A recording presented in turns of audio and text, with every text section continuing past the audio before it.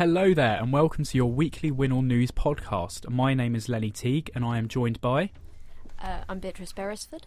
Mary Furlong. Mia Lawton. Elliot Norton. So we have a range of topics to discuss this week. Trump and Zelensky had a heated exchange. A steppe eagle named Stilton is settling into his new home. Some local litter pickers found some potentially stolen jewellery. And there was a top-of-the-table clash at AFC Totton as they took on Merthyr Town. And Eastleigh Walking Football Club has received an award. So, B, we'll start with you. So tell us a little bit more about this little exchange between the two presidents. Well, yeah, I mean, as most people saw over the weekend, Donald Trump and Vladimir Zelensky had a bit of a row.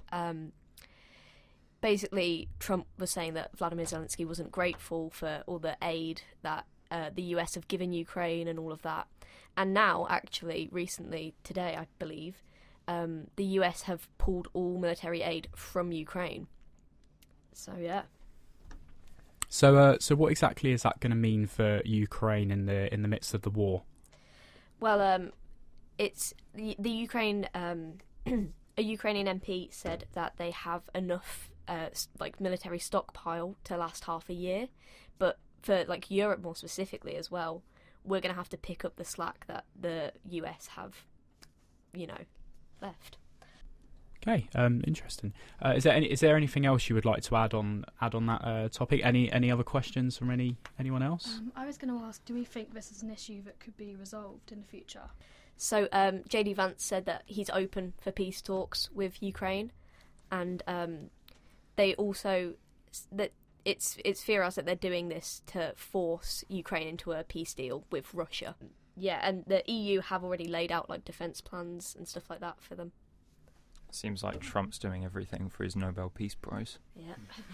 I know, obviously, you mentioned the EU, and I apologise if you did mention this, but is this going to have any sort of impact on the UK at all?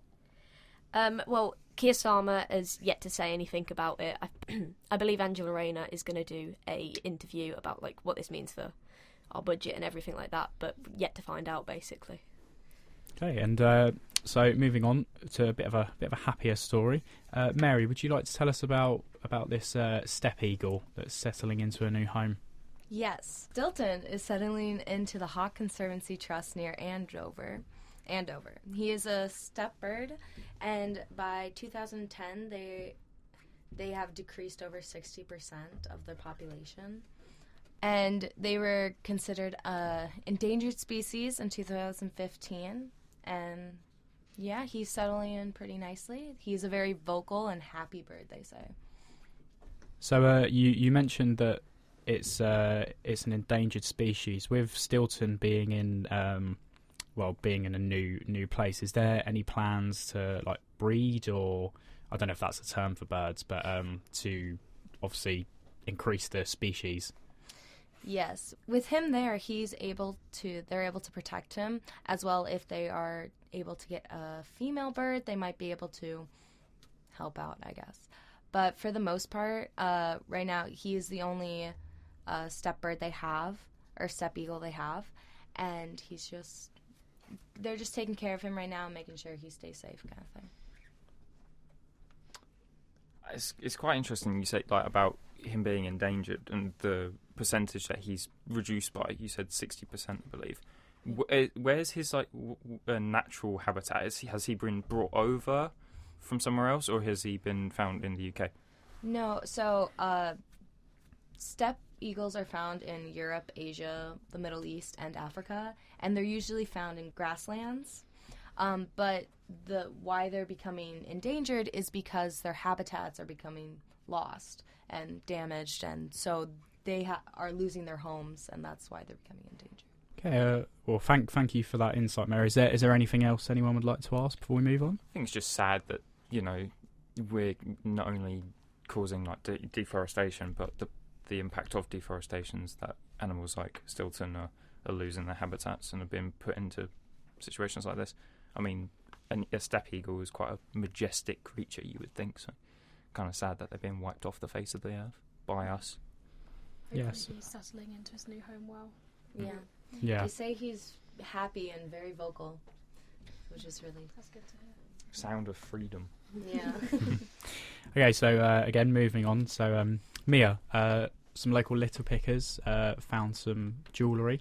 Can you tell us a bit more? Yeah, I found this story really interesting because Winchester Police released the photos of this jewellery that was found by litter pickers on Crawley Down Lane, which is just on the outskirts of Winchester. It's very isolated and rural. It's like a country road, so it's very bizarre.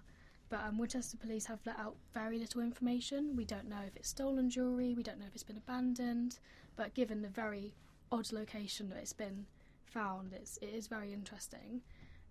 The items include, we've got rings, earrings, a watch and a necklace, and some of the items are inside a silver box as well. So it is really interesting, yeah.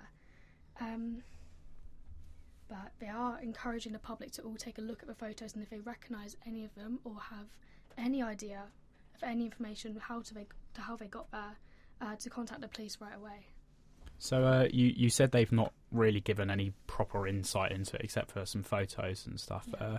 Is this a recurring incident? Has there been anything else like this happened recently? Any more jewellery found? Well, interestingly enough, on a similar realm, quite a few robberies in the kind of Hampshire, Winchester area last year, including stolen jewellery. So maybe there could be a link between the two, but like I said, as of now, Winchester Police are being very secretive about it and not releasing any information. But as of other found jewellery, I'm not too sure. But maybe in the next few coming weeks, some more could be found. It's interesting that of all kind of, when you think of a burglary, you think of if the police were involved, you try and ditch a car that you've used or anything. But to leave the actual thing you've stolen in such a remote area does raise some questions, because it's like, of the list of jewellery you've mentioned, seems like it could be quite an expensive list, or at least it's a set. So it's interesting how it's just found its way to the middle of a lane. Yeah, it's a really weird location to dump it in rather than just putting it in the bin if you were trying to hide it, for sure. I have a question. It must be like pretty expensive jewelry if the police are getting involved to help find the owner of it. Yeah. It can't just be like simple knockoff. Yeah. So they haven't actually released any information about the estimated cost of the jewelry. They may have looked into it, but they're not releasing that to the public right now. So we'll have to wait and see if they say anything about the prices. And was all of it found in the silver box, you said? Some of the items, the smaller items, I believe, like the earrings and the rings were found in this box, but then the larger items were found outside of the box, yeah. Do you think it's all a part of the same set, then? I believe it could all be together. Yeah. It's strange items to just be there. Exactly, yeah. They all looked very feminine jewellery. Yeah. So I'm presuming that it could be all belonging to the same person, all coming from the same home. Potentially, yeah. What's interesting is they haven't mentioned this in connection to anything else. It's not been like, there's been a robbery and we found this jewellery, and they're not sure of anything else.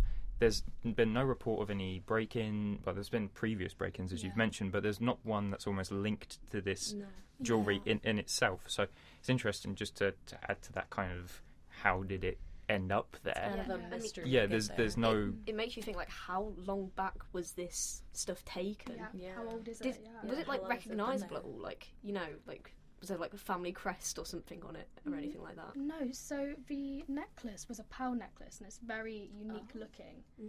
So I do believe that could be very recognisable. If you saw it, you would know if it was yours. But all the other items, they do look a bit rusty, a bit old. So given that they might have been there for a while, or I was going to say oxidation and all of that, especially metals, naturally causes rust. So it could be one of those older previous robberies. In which case, I guess that's good for any burglar victims. They either get their stuff back, or at least they get the closure of, well, at least I've got it back in a sense. But with all the rust, it's not quite as good as once was. Definitely not. Yeah, well, obviously, like you said at the start, Mia, I suppose it's important to highlight that it's not necessarily stolen. It's just a case of trying to find out whose the jewellery is at the moment, and I suppose we hope it is reunited with its right owner. Yeah, anyway, again, moving on. Elliot, top of the table clash. AFC Totton took on Merthyr Town. Do you want to tell us a little bit about how that match unfolded? Yeah, another league match that I visited. This one was obviously highly anticipated, first versus second. AFC Totton at home for this one. The match itself, 1-1 draw, highly contested. It It was a very good game. But the key talking point, many of the fans, both home and away, and manager as well, was a penalty decision in the first half. Now, this was not given. It wasn't awarded. Nothing was awarded. Play was allowed to continue. But AFC Tottenham, the home team, and the fans, as well as their manager, Jimmy Ball, absolutely furious. They were adamant it was a penalty. Many other, obviously, Merthyr Town were there like, nope, that was a dive. So it was interesting. And what makes it even more so is that AFC Tottenham actually went behind in the game. They drew 1-1, but they went behind in the second half. Both goals came in the second half, but this moment could have put a position for Tottenham, who are second in the league. They have games in hand over Merthyr, but they are 6 points behind. So if they'd won that game, they would have closed the gap to 3 points and still had 2 games in hand, which would have been huge when you consider that first place is the only team in the league that gets automatically promoted. Teams from 2nd to 5th go into a playoff system where they have to play each other, beat each other, and then whoever wins that playoff goes up. So Tottenham are absolutely desperate to go up automatically. So it's quite a big and controversial decision. So obviously you're highlighting the league positions there about Merthyr being top and Tottenham having games in hand. I suppose that really enhances the controversy surrounding the decision, because I mean it's not like it's a top versus bottom game where it doesn't really matter for either side. Absolutely. I mean, if this, as you say, if this was first versus last, and it was last place getting the penalty or getting a penalty waved away, they'd kind of go, kind of sums up our season. But this is second place at home to first place. If there's any time you want there to be no controversy whatsoever, it's a game like that. And you've had there's refs in top leagues that have come out and gone, you're almost intimidated to make a decision in a game of such magnitude. Obviously, a league a lot lower down. But I guess that maybe came into the ref's decision making. He seemed very lenient throughout the game, allowing certain tackles that were, say, shoulder to shoulder to go unpunished. Merthyr Town actually they complained and said, that should have been a free kick. Referee adamant and said no. So it might have been that was how he wanted to referee the game, but in that moment in the first half, boy, AFC Tottenham's fans and their manager were certainly not. They were definitely not happy. I suppose completely understandable. I appreciate the rest of you maybe aren't football fans, but anything else you'd like to ask? Or I mean, yeah, like you said, Lenny, I'm not a football fan really at all. So sorry if this is a stupid question. But when you're like actually playing the game, is there any like appeal process if you think a goal should be allowed? So not in this league. In top leagues around the world, such as the Premier League in the UK, there's the video assistant referee, so VAR for short.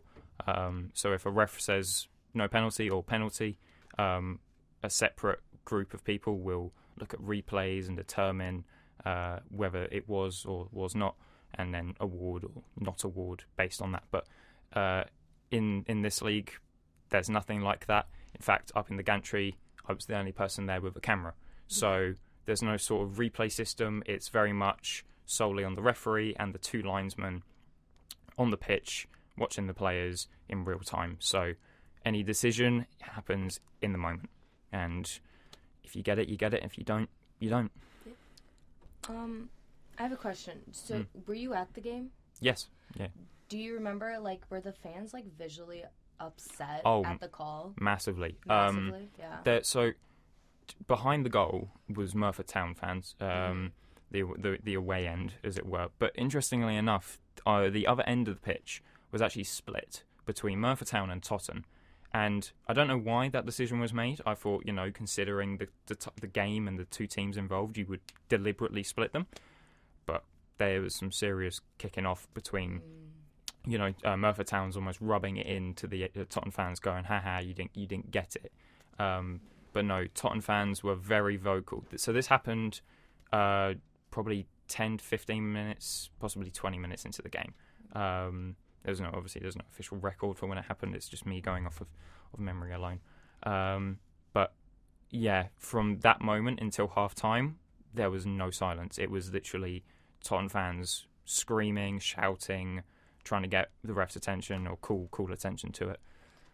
Yeah. If this foul was called, they would have gotten a penalty kick. Do you know, like, in the past, are they successful with their penalty kicks? Would that have won them the game for sure? Would it have won them the game? I'm not sure. Am I an expert of Tottenham's penalty kick history? I'm not. Yeah. I think it would have had a huge impact on the game. Yeah. Again, as I mentioned, they went 1-0 down, and that was through them actually putting a lot of pressure on Merthyr. They were by far the better team that day. So them going behind completely against the run of play, very surprising to themselves and even Merthyr Town fans. I spoke to a couple of them after the game and they said, we were lucky to walk away with a point. When you imagine they're first, you would almost expect them, even if it's an away game, for them to go in with confidence. But they were scared. Their fans were visibly, they almost walked out there shaking, thinking, "Oh, good, we've made it." Because all through the second half, once Tottenham did equalise, it was all Tottenham. So I think if that penalty had been awarded, and especially if it had been converted, I would have seen Tottenham comfortably winning that game. But we're in a situation where they drew, and the title race is wide open. Yeah, definitely plenty of controversy at the top of the table. But anyway, we're getting nearer the end of our time. So the final story is Eastleigh Walking Football Club. I mean, how many of you know what walking football is, for starters? I do, but that's just because I'm obsessed with football. Yeah, I can guess what it is. Yeah. That's all I Care to explain more? Well, Eastleigh have been commended at the Walking Football Association Grassroots Awards for various achievements. So it's essentially, it was started in 2011, and it's sort of aimed at older people who can't necessarily play proper football anymore. They can't run as much.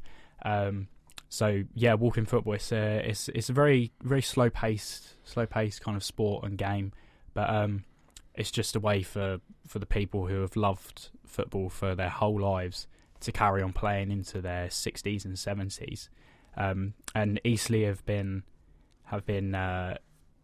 not exploiting that, but there's probably, I can't think of a word for it, but encouraging maybe. Yeah, encouraging that very well among loads of levels. I mean, the reason they were commended at the awards was because they introduced a new women's session, allowing women to play and have start teams and stuff, and also a rehab and impairment session, which is aimed at introducing people who are recovering from illnesses and various injuries to the sport. I spoke to someone at Eastleigh earlier on today, and they've had a gent who suffered a stroke start playing, and it's actually helped him with his mobility.